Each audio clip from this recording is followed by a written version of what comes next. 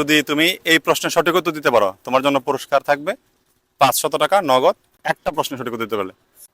তো ছোট ভাই হচ্ছে গুগলিতে প্রথমে অংশগ্রহণ করেছিল, এখন বলতেছে ভাই আমি হয়তো ইসলামিক প্রশ্ন একটু ভালো করতে পারবো।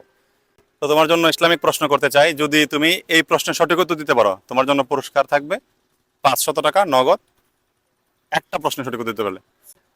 নামাজ পড়া হয়? জি। পুজো করা হয়? জি। জানাজা নামাজ পড়া হয়? নামাজ খুব কম। খুব কম, কিন্তু এখন পর্যন্ত এক দুইটা পড়ছো? এক দুইটা পড়ছে। তাইলে যেহেতু এক দুইটা পড়ছো অবশ্যই পারার কথা।